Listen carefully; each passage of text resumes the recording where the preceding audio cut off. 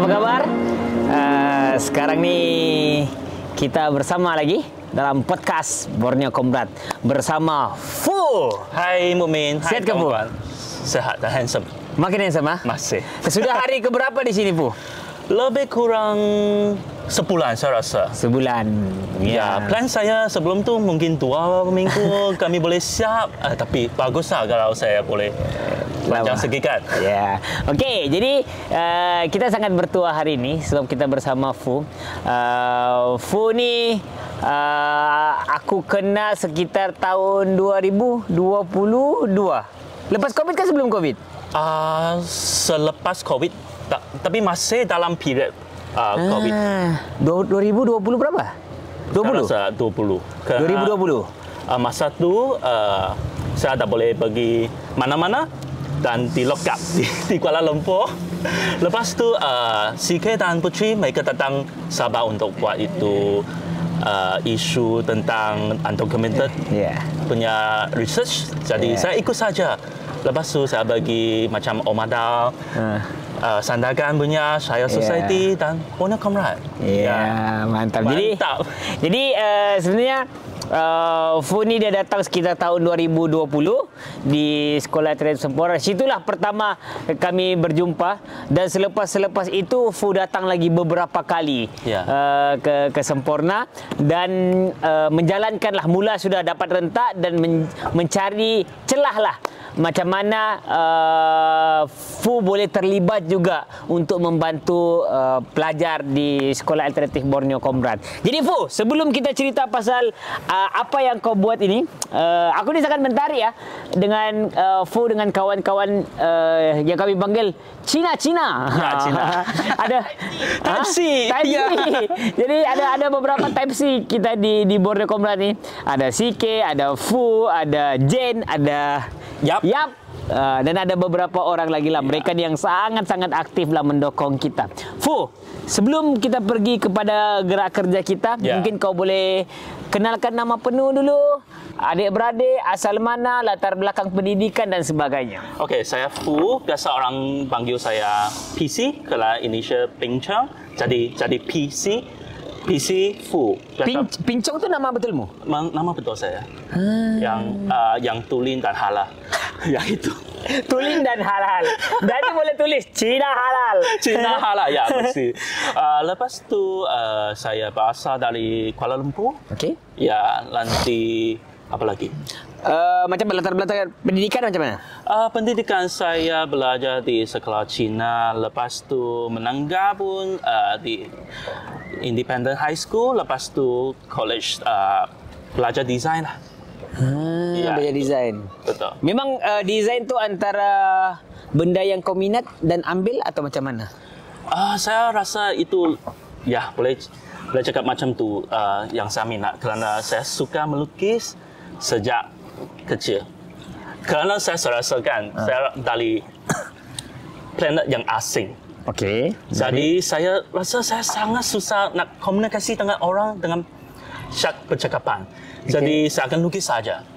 Jadi sejak kecil saya cuma lukis tak cakapannya. Ya, itu. Kau rasa Fu, macam mana boleh membentuk karaktermu untuk meminati seni gambar atau seni lukis ni? Maksudnya, adakah kau terinspirasi daripada adik-beradik ataupun ada apa namanya, orang-orang di sekeliling kah atau melihat televisyen kah atau macam mana? Saya ada satu abang dan satu kakak. Dan saya bongsu. Lepas tu, kerana saya kurang cakap, jadi saya suka memerhati semua benda. Saya suka alam sekitar. Saya suka tumbuhan. Jadi saya dapat inspirasi dari alam sekitar. Kau suka tumbuhan sebab di sekeliling kau bapa kau ada bertanam kah atau tinggal di kampung kah? Ada pokok bunga juga di sekitar saya semasa saya besar. Jadi saya rasa saya connection dengan tumbuhan itu dan alam sekitar itu sangat dekat. Jadilah itu mengapa saya akan dapat inspirasi dari memerhati dan juga berasan. Kerana biasa kalau sekarang saya buat desain kan, saya bukan guna sekarang saya nak buat apa. Saya tenang Dan desain itu dia akan terus keluar. Ya, itu mungkinlah itu cara saya berkomunikasi dengan diri sendiri dan alam yang bagi saya banyak inspirasi. Macam mana kau sedar, Fu? Kau ni ada minat dalam seni visual lah, maksudnya kan menggambarkan sesuatu. Sebenarnya kau ni aku nampak kan, aku pun terlibat dengan kawan-kawan seni kan. Kawan-kawan yang seni visual ni, dia antara orang yang kuat imajinasi. Saya tak ada. Saya tak banyak imajinasi. Saya kalau kamu panggil saya bayangkan apa-apa, sangat susah bagi saya ada visual dalam. Saya terus tenang, dia akan keluar. Jadi biasa kalau saya desain album juga, saya akan tenang dulu. Macam album penyanyi, saya buat banyak album musik. Saya akan tenang dulu, nanti saya akan tengah lagu mereka sedikit, dan dia akan terus keluar. Ya, dan itu perasaan yang sangat direct, insting bagi saya. Fu, bila kau sedar yang kau ni ada minat melukis, macam aku kan, kawanku kan, waktu darjah 1, darjah 2, kawanku ni suka lukis gambar Naruto, Dragon Ball. Waktu tu kan sampai tahap kawanku bila dia lukis cantik, kami mau beli dia punya lukisan. Jadi waktu tu aku tengok, ketika darjah 1, darjah 2 dia sudah mula melukis. Kalau kau bila? Sejak sangat kecil. Sangat kecil ya? Ya, kerana mama bapa ada melukis kah, adik-beradik? Tak ada. Tak ada. Cuma saya. Mereka kalau ibu bapa, mama saya sibuk kerja, kalau tak ada masa mungkin dia akan bagi saya satu kertas dan satu pen. Pensel. Saya akan lukis apa-apa saja. Dan itu mungkin pun tak dianggap art, tapi itu ekspresi lah saya rasa. Karena sejak kecil kan saya mula kerja mungkin umur 3. Kerana mama saya nak buat itu pengupas sebagai pengupas ikan bilis dan bawang putih. Jadi saya akan tolong dia sampai pukul 12. Di rumah? Di rumah, ya. Ya, di rumah. Jadi itu selain itu saya tak tahu apa, saya tak suka main dengan kanak-kanak yang lain. Saya rasa ini sangat childish . Mengapa mereka main-mainan macam tu? Jadi saya akan sendiri pergi sana saja, lukis atau main dengan tumbuhan dan bunga saja. Itulah sangat ganjil, orang ini sangat ganjil saya rasa. Fu, kalau boleh tahu, Fu, boleh ceritakan sikit mak bapak kau kerja apa? Dan macam mana keadaan keluarga kau? Sederhana kah? Kaya betul kah? Mak saya dia satu tukang jahit juga. Dan dia ada buat part-time macam pengupas ikan bilis atau kerja yang boleh dibuat di rumah lah. Dan papa saya lah tukang cat, dia akan arrange mungkin ada projek apa, dia akan arrange orang pergi cat juga. Jadi rumah saya sederhana dan ya saya rasa masih okey, tapi tak kaya atau ya sometimes dia miskin juga lah. Rumah ya miskin juga. Fu, dengan keadaan kehidupan kau yang sangat sederhana, 3 orang adik-beradik, abang dengan kakak kau pergi sekolah tinggi, dua-dua? Mereka sekolah menengah saja. Menengah? Ya, kerana tak minat belajar. Kenapa kau yang mahu ke arah sekolah tinggi?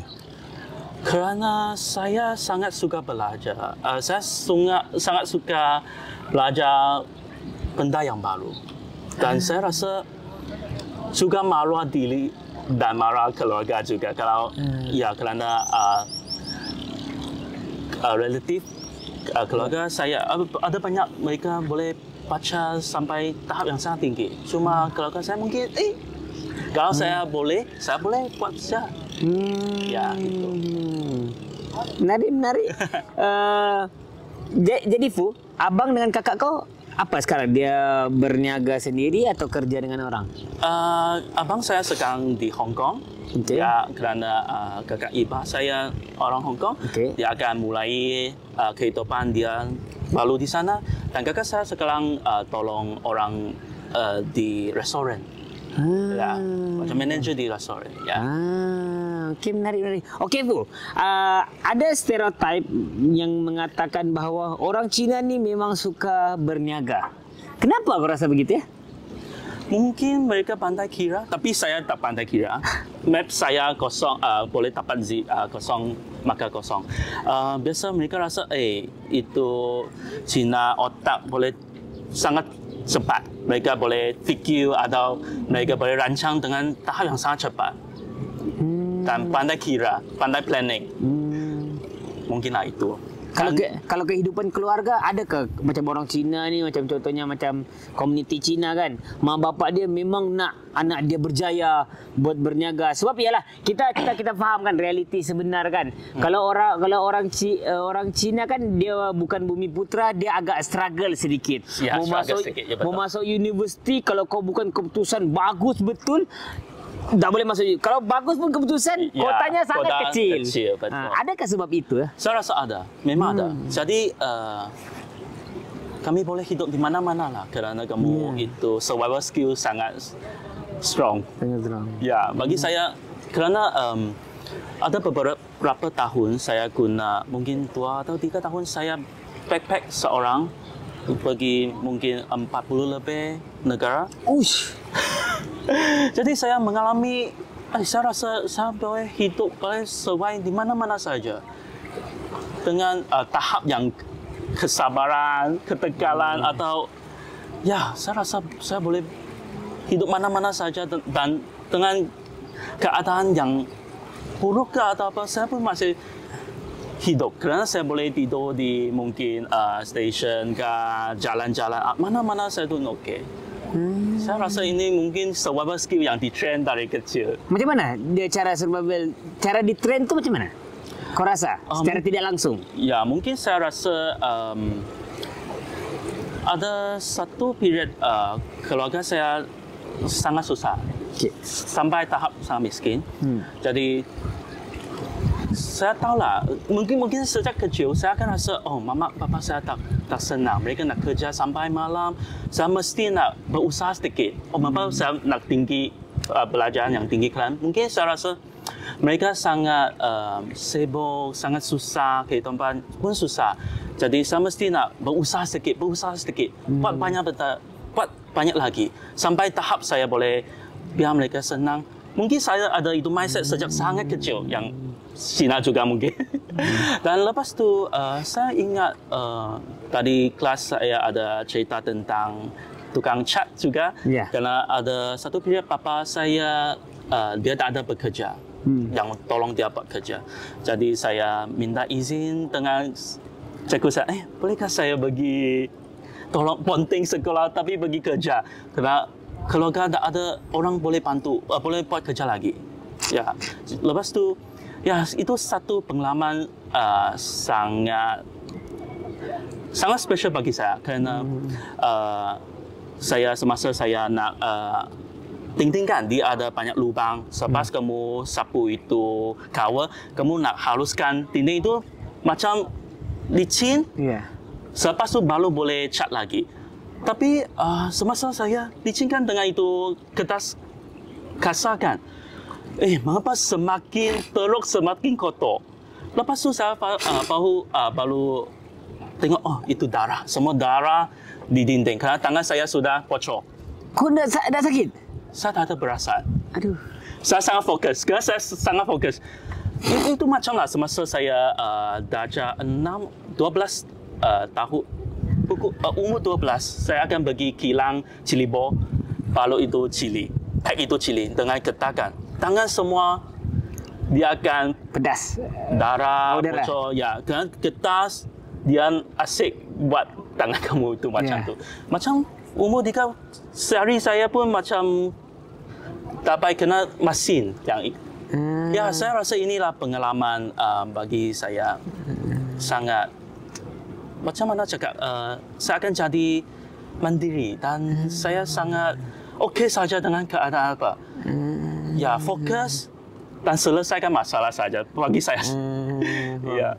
Okey Bu, tadi kau cakap kau suka travel. Aku suka lah bila orang suka pergi backpack, pergi travel sebagainya. Tapi macam berbeza karakter Fu kan dia sebenarnya dia sangat mendiam, introvert lah Fu ya, sendiri.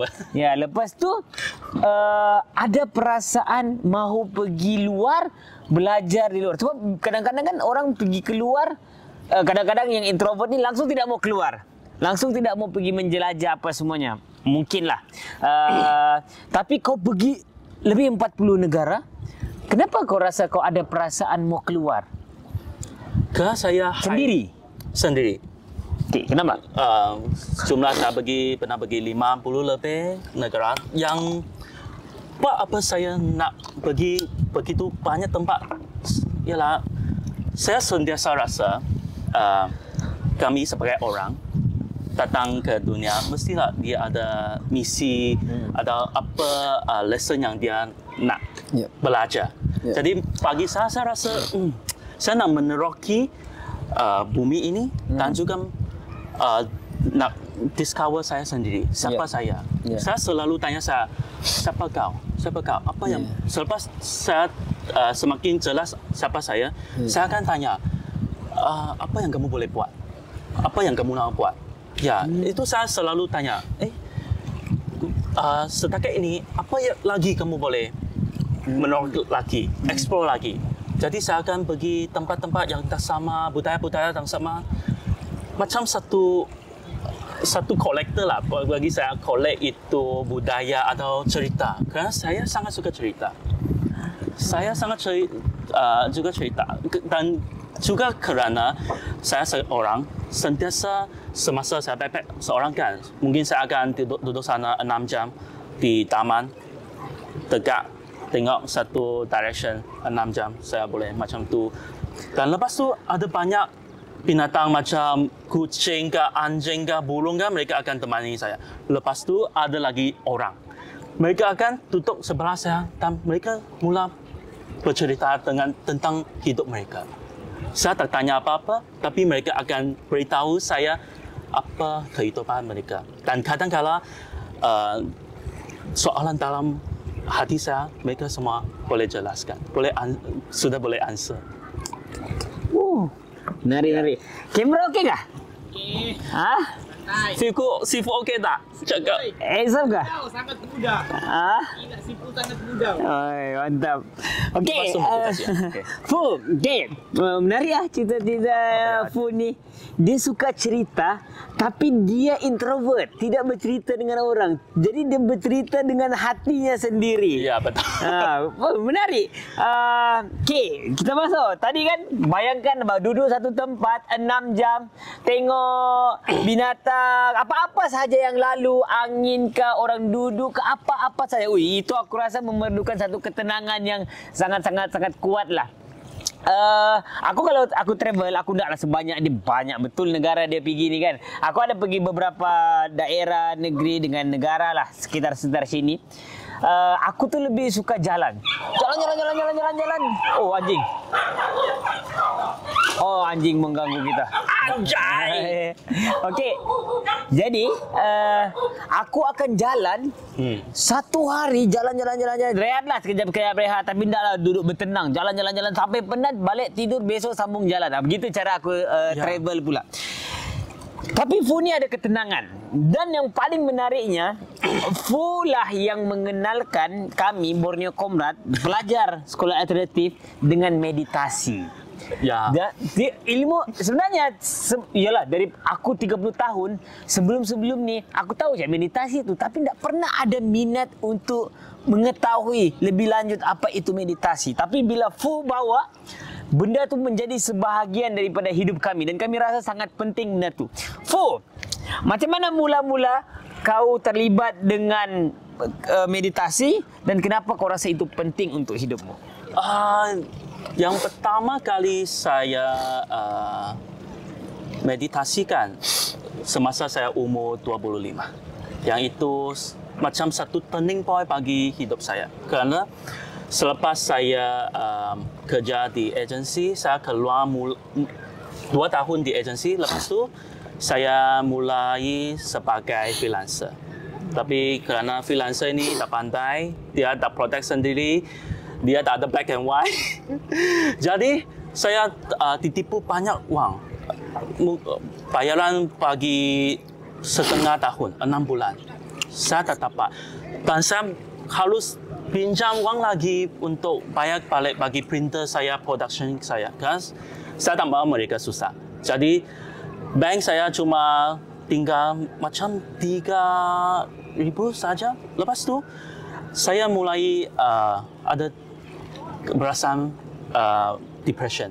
Macam sangat depres karena semua wang ditipu, kamu tak ada apa-apa dan kerja terlalu kuat sampai sakit juga. Lepas tu saya temui satu kawan saya, dia seorang doktor. Doktor dia dia cakap lah dia satu spesialis. Dia sebenarnya dia akan jadi seorang spesialis. Tapi dalam last paper dia nak pergi hospital kan, intern macam intern, kamu akan jumpai banyak penyakit dan juga kanak-kanak. Dia terus tengok banyak kanak-kanak dihantar mati. Lepas tu tamatkan kehidupan. Jadi suddenly satu hari dia ada satu message masuk otak dia. Satu suami tanya, inikah yang apa kamu mau? Dia mulai fikir, inikah yang apa saya mau? Lepas tu dia pergi itu meditasi course yang dia introduce saya pergilah. Lepas tu dia jadi seorang stateless punya doktor. Jadi dia masuk ke hutan sekarang Rohingya juga, dia tolong Rohingya. Dan orang tanya dia, kamu takut ke? Ini sangat bahaya. Kalau masuk dalam, nanti apa-apa, kamu akan ditangkap. Dia cakap, sebagai seorang doktor, maklumat saya ialah menyelamatkan orang, nyawa orang. Itulah maklumat mengapa saya jadi seorang doktor. Jadi dia tahu keadaan saya, jadi dia introduce saya bagi meditasi itu. Jadi saya ambil semua wang, pergi meditasi course itu. Dia course tak perlu bayaran. Dia cuma 10 hari. Kamu harus bangun pukul 4 dan start meditasi pada pukul 4:30. Lepas tu kamu duduk sana 2 jam dan rehat, 2 jam rehat sampai pukul 9 kamu boleh balik tidur dan repeat lagi. Jadi meditasi dia sangat mudah. Dia cuma guna nafas, tarik nafas dalam, memerhati apa perasaan di bahagian hidung dan lepas tu impaskan badan yang hari itu kita buat dari badan, kepala sampai kaki itu. Jadi dengan proses itu kamu akan jadi semakin fokus, bukan fokus, semakin keliru. Kerana pada hari ketiga selepas kamu pupiskan itu layer yang macam layer pertama macam sudahkah saya kencing itu sudah lepaskan, kamu mulai masuk dalam emosi yang lebih dalam. Semakin dalam kamu semakin susah nak fokus kerana biasa orang kan kita tak akan menghadapi masalah sendiri. Kita akan menyembunyi dia, simpan dulu, mungkin tengok bila boleh ambil lagi. Tapi masa itu kamu cuma boleh duduk sana dan berkomunikasi dengan kamu sendiri. Jadi itulah saya ingat mulai hari ke-6 saya tak boleh fokus. Saya tak boleh fokus dan saya nangis. Dari pagi sampai malam nangis. Saya rasa saya sangat sedih. Mengapa hidup saya macam ni? Mengapa saya sendiri buat hidup saya macam ni? Saya benci saya sendiri. Mengapa macam ni? Mengapa kamu menyembunyi semua perasaan? Mengapa kamu cakap tak ikut hati kamu? Semualah saya nangis dan saya sangat confused kerana dalam tempoh itu kamu tak boleh cakap. Noble silence. Kamu tak boleh tengok orang lain. Kamu tak boleh cakap. Kamu cuma sendiri saja. Dan selepas hari ke-10, cikgu saya kita boleh mulai cakap lagi. Saya tanya cikgu saya langsung tak faham. Apa-apa saya pun tak faham. Saya rasa saya sangat gagal. Saya tak boleh buat duduk baik, nafas baik. Saya tak boleh. Saya langsung tak tahu. Dan cikgu itu cuma cakap, tak apa. Everything is impermanent. Itu semua benda itu tak kekal. Dia akan ubah. Macam nafas kamu sekarang, dia tukar saat ke seterusnya. Semua emosi pun sama. Dia cakap, ambil masa kamu sendiri saja. Take your time and be happy. Jadi dia selalu anicca. Anicca itu impermanence. Anicca, be happy. Lepas tu saya sangat keliru, masih sangat keliru, dan tempat saya hadiri kelas dia di sebelah gunung ais Nepal, di Nepal, Pokhara. Lepas tu saya turun bukit, saya masih sangat confused. Saya apa? Dan bank account saya sudah kosong juga. Dan kerana musim sejuk kan, dia mendung. Lepas tu saya turun bukit. Saat ini saya tiba-tiba saya berdiri sana. Langit itu dia buka. Satu matahari cahaya datang dari atas sampai ke bawah saya. Dan saat itu semua saya faham. Apa yang saya tak faham itu semua saya jadi semakin jelas bagi saya. Ya, itulah mengapa saya suka ajar meditasi di sini. Kerana saya rasakan bagi pendidikan kita selalu kita akan diajar macam mana jadi orang yang sempurna. Saya selalu beritahu anak-anak kita, belajar-belajar kita, walaupun kita sekarang disempurna, tapi kita tak perlu jadi seorang yang sempurna. Kita cuma perlu jadi orang yang lengkap. Apa itu orang lengkap? Orang lengkap itu dia akan gembira, dia akan benci, dia ada kesukaan, dia ada yang tidak suka. Maka itu penting. Karena emosi-emosi ini lengkapkan orang ini. Dia bodoh. Mana itu sempatan dia. Macam dia tak suka, kerana mengapa dia tak suka. Inilah sempatan dia. Jadi dia akan adjust. Orang yang berhubung dengan dia pun dia tahu adjust macam mana boleh berkomunikasi dengan orang tu. Ya. Menarik. Tapi benda ni betul lah. Meditasi ni sebenarnya ialah banyak tadi tu apa namanya? Akhirnya mengelirukan kita terhadap diri kita sendiri kan. Mula masuk persoalan-persoalan dan sebagainya. Kenapa kau mau pergi sekolah alternatif sempurna berkali-kali? Dan di mana kenapa ada perasaan daripada Mak Bila ni? Kau ada perasaan mau bantu orang lain?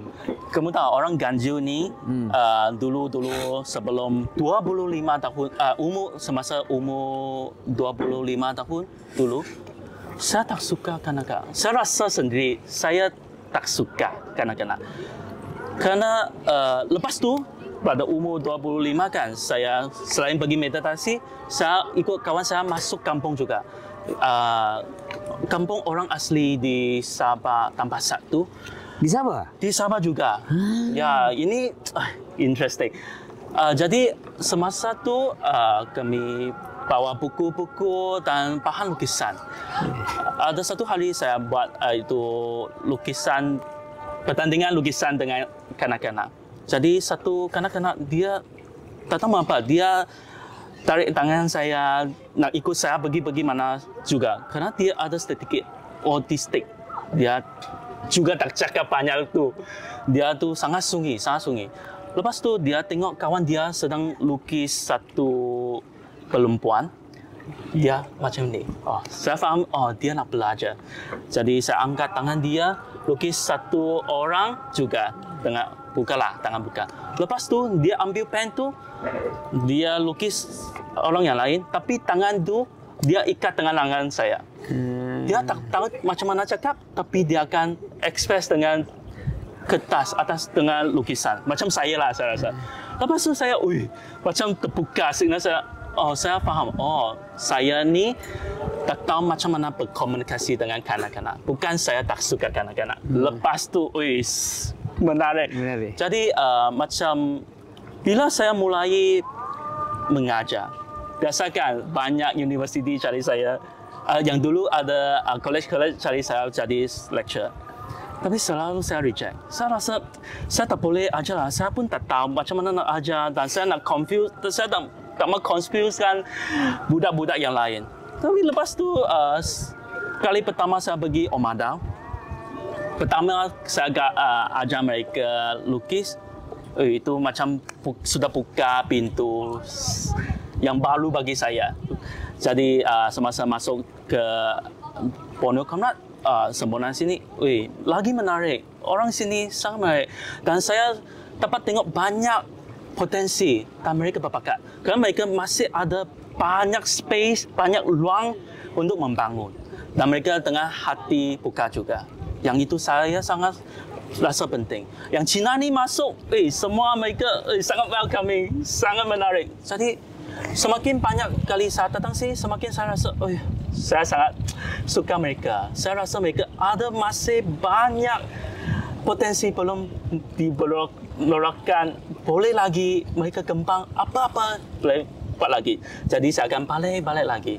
Itulah sebab. Dan juga mukmin. Maka saya akan sangat suka Borneo Comrade. Ada satu reason yang sangat penting kerana mukmin. Semasa ingatkan kita pergi tu Tawa camping tu. Camping. Jadi ada belajar juga. Mandala. Mereka semua dalam camp tu beberapa hari. Dalam salah satu malam, kamu semua ada itu bincangan tentang apa yang sedang hadapi masalah yang kamu semua masak di belakang tu. Jadi saya terdengar satu orang belajar tentang projek yang mereka sedang buat, macam pemulih camp. Ya. Dan murid-murid tu mereka cari anak-anak tu bagi hadiri khas. Jadi siapa yang belajar itu sudah jadi guru kan, guru kecil kan, dia tanya Mukmin, susah bagi saya nak mengajar. Kerana setiap kali saya boleh ajar dari A sampai G, setiap minggu pun A sampai G. Dan apa yang Mukmin cakap ialah cuba fikir, dari mana anak-anak tu datang? Mereka dari mungkin jalan-jalan, tiada ibu bapa mereka langsung tak tahu bila itu Khamis, bila itu pukul 3, langsung tak tahu. Lepas tu, okey, sorry, Ada lampu, rancak ada lampu, kita. macam hantu aja. Tambah depan lah. Okey tak? Atau nak tukar tempat? Boleh replace lagi saya. Aku tahu kalau Sangat cantik. saya tak mahu macam hantu lah. Nanti saya ceritakan lagi itu. Itu buat saya mengapa saya nak balik lah.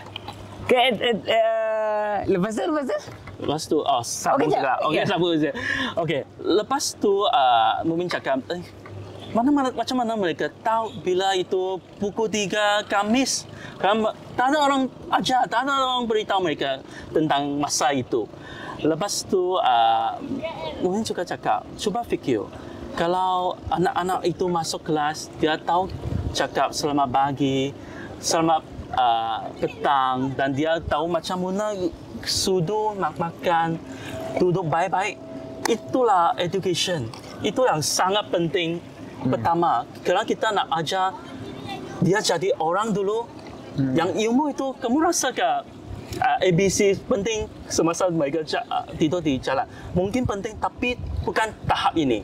Mereka mestilah belajar macam mana jadi seorang sebagai manusia. Yang itu inspirasi saya banyak. Saya pun belajar banyak dari Mukmin. Yang itu. Tapi betul lah. Aku rasa kan waktu kau datang tu, aku tak tahu daripada mana kami punya idea. Kali ni kita mau camp, kita mau panggil kawan untuk uruskan kita kan. Jadi dan gara-gara itulah kami rasa, kami Borneo Comrade memang perlukan ini.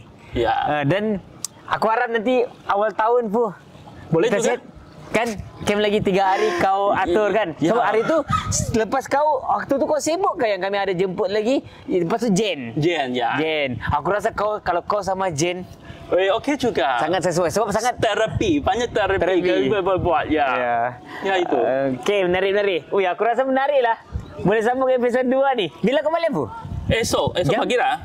Jam mungkin satu nak tolak. Ada 1.5 tolak dari sini. Pagi. Berapa? Sambung. Aku rasa menarik ni. Jam pagi. Kau, Bu, okey. Okey je. Baru kita sarapan. Boleh je. Kan? Okey. Okey, Fu, kata-kata terakhir Fu untuk episod ini sebenarnya. Tak rasa ya sebenarnya berbual dengan Fu sangat sebab macam mana ya? Dia ada banyak cerita dan ada banyak pengalaman yang sebenarnya secara jujurnya kalau aku secara sendiri sangat-sangat aku banyaklah benda yang aku tak boleh buat apa yang dia buat lah sebenarnya. Dan bila dia datang, walaupun awal-awal Fu ni ini menarik juga sebenarnya aku mau masukkan ni. Dia tak pandai cakap bahasa Melayu. Weh, sangat teruk. Mas sekarang masih teruk. Mana ada teruk. Tapi saya sentiasa akan ingati saya, jangan takut. Kalau kamu buat sesuatu yang kamu rasa kamu nak menyampaikan sesuatu, pergi saja. Yang kamu tadi cakap saya sangat introvert kan? Memang introvert. Tapi selepas tu saya tahu, kalau saya nak ceritakan dengan orang, saya mesti berani sedikit. Jangan takut diketawa, jangan takut salah. Mungkin sekarang bahasa saya masih sangat teruk, tapi saya berani nak buat. Saya percaya saya sendiri boleh buat. Yang itu sangat penting. Kalau kamu sendiri pun tak percaya kamu sendiri, siapa yang akan percaya kamu kan? Ya. Benar. So, aku rasa menarik juga nanti membahas pasal mendalam sikit pasal meditasi, mendalam sikit pasal bahasa. Ya, banyak lagi. Ya. Macam mana prosesnya apa semuanya. Sangat menginspirasikan lah benda. Fu, mungkin kata-kata terakhir Fu untuk episod ini. Apa yang kau mau kata, mungkin pesan-pesan sedikit lah untuk Borneo Comrade, maksudnya apa yang perlu diperbaiki selama beberapa tahun ni kau pergi sini, apa yang Borneo Comrade sebenarnya boleh buat tambah baik lagi untuk kami jadikan teladan kami lah Fu. Yang pertama saya akan cakap aku alasan makan kamemo. Saya sukai semua yang saya selalu belajar ni. Saya rasakan setiap sebarang benda pun dia progress. Yang setakat ini saya rasa yang kami cuba, kami buat tu satu progress yang sangat penting dalam perjalanan ini. Dia ada orang yang boleh cakap, ini betulkah atau salah. Yang selalu saya akan beritahu, tanya kawan saya, kalau mereka minat tentang dokumenter atau stateless isu ini kan, mereka akan tentang GAM. Yang pertama kali saya tentangkan tentang GAM itu, saya rasa mungkin mereka nak mabukkan diri, jadi mereka hisap GAM. Selepas saya tinggal dengan komuniti dan dalam lapangan, saya baru tahu kalau orang itu dia hisap GAM satu kali, 3 hari dia boleh hidup 3 kali kerana dia tak perlu makan. Dia tak ada makanan, dia hisap GAM, dia boleh hidup 3 kali lagi. Dan sekarang kalau GAM ini sangat jahat kan, kamu rasa. Kalau saya tanya, kerana mama tu dia tak boleh kerja, dia cuma boleh jual GAM. Kalau dia tak jual GAM, 10 anak dia semua mati kerana kelaparan. Kamu rasakan itu betul atau salah? Susah. Jadi itulah apa yang bikin hebat sekarang. Dia pun susah nak cakap betul atau salah kerana kita pandang dari perspektif yang sama, tak sama. Ya, jadi terus berjuang saja saya rasa. Buat apa yang kita boleh buat. Kan? Weh. Guru kita. Okey, Fu, sangat menarik ya. Sebenarnya aku jujur aku cakap lah. Aku dalam kerja-kerja sukarelawan, NGO ni memang sudah belas tahun lah sebenarnya. Kalau untuk nampak muda, untuk jadi hero, boleh buat projek one off sahaja. Betul. Bagi ini ataupun dapat one off-nya pun kalau projek pendek 1 bulan, 6 bulan sebenarnya boleh nampak cantik.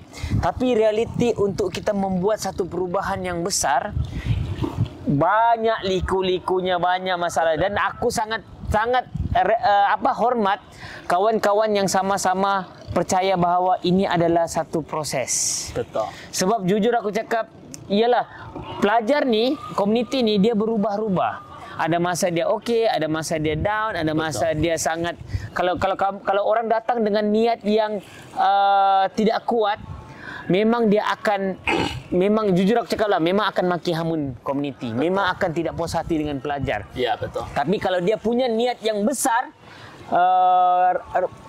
percaya bahawa ini adalah sesuatu yang baik, memang akan mampulah untuk bertahan sebenarnya. Dan aku sangat terima kasihlah Fu mau sama-sama melalui proses ini. Dan aku rasa di episod kedua kita akan bincang pasal produk-produk.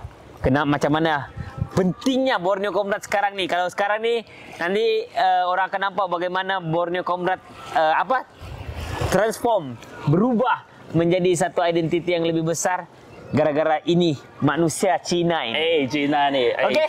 Jangan lupa like, share, lagi apa? Dan apa? Tonton. Subscribe. Ya. Subscribe. Yeah. Itu saja daripada kami. Saya dan Mukmin di dalam podcast Borneo Comrade. Mantap, Fu. Terima kasih, Guru. Episod kedua.